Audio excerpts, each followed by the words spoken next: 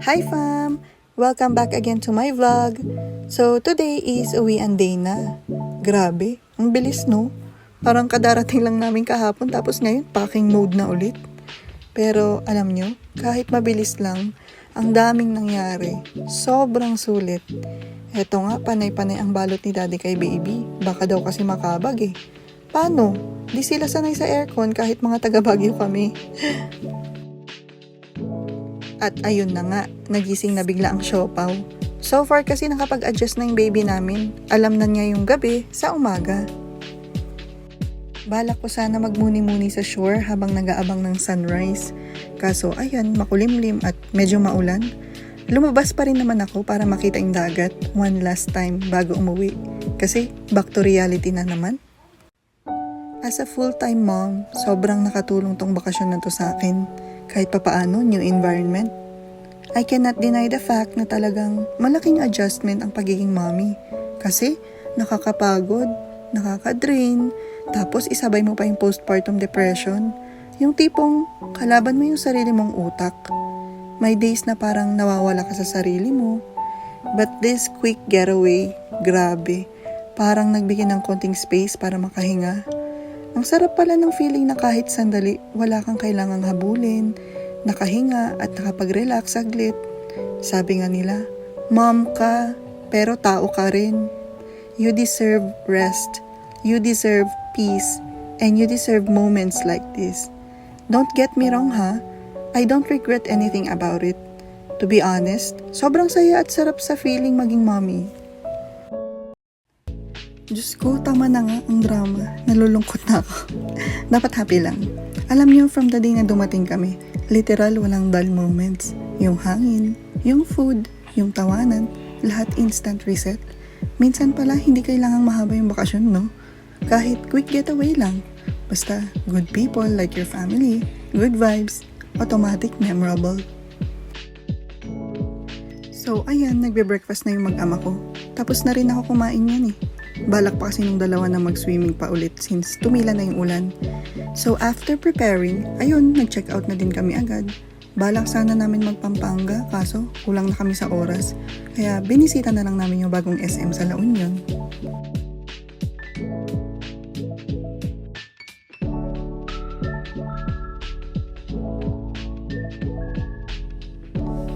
So, drinap na kami ni daddy sa entrance para siya na lang maghanap ng parking kasi umaambon-ambon na din eh. Buti na lang may stroller kami. Ayan, typical SM lang din dito. So, walang masyadong bago. So, dumiretso muna kami sa Starbucks while waiting kay daddy. Sabi ko kay Kuya Alex, orderan ko din siya ng white choco mocha. Yun kasi yung lagi kong ino-order. Total decaf naman. Eh ayaw. Di wag. Charot.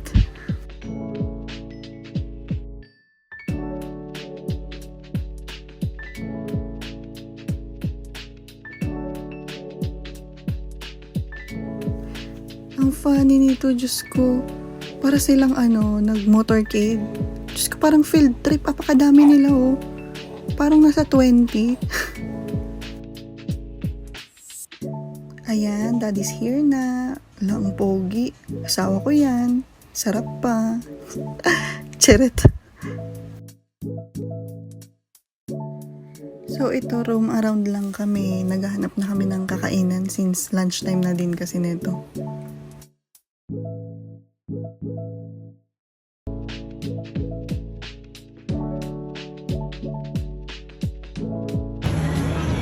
Diba? Sabi ko sa'yo, masarap. Kasi it's decaf. Ay, naku. Dapat nag-order tayo ng sayo.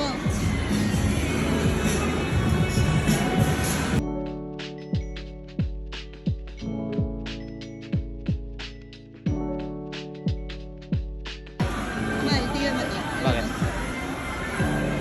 Ang cute-cute.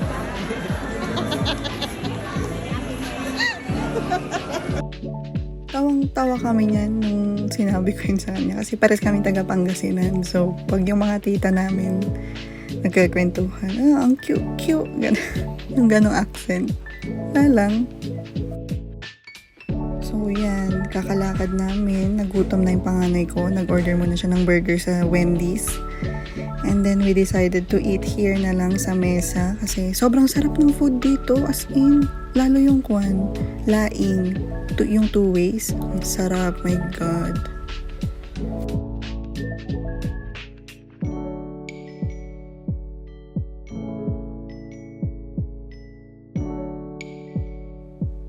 So, yan yung mga order namin. Pork binagoongan na favorite ni Daddy. Tapos, beef spare ribs. Ito yung two-way na laing. Tinapa rice. Tapos, basta kumuha ako ng extra rice. And then, nag-order pa ako dyan ng hipon. Kasi favorite ni Kuya Alex ang hipon. And then yan, pauwi na kami. 'Di ba? Parang walang nangyari. Pansin nyo, pahina ng pahina yung boses ko sa voiceover. Tutulog kasi yung baby ko. Tapos pansin nyo, ang weird ng weather sa Baguio. Yan, mainit. Tapos biglang mahamog. Kaya nagkakasakit ang mga tao eh. Charis. Tapos ito, sobrang ganda. Mount Pulag vibes. Kasi sea of clouds, so grabe ang ganda talaga. As in.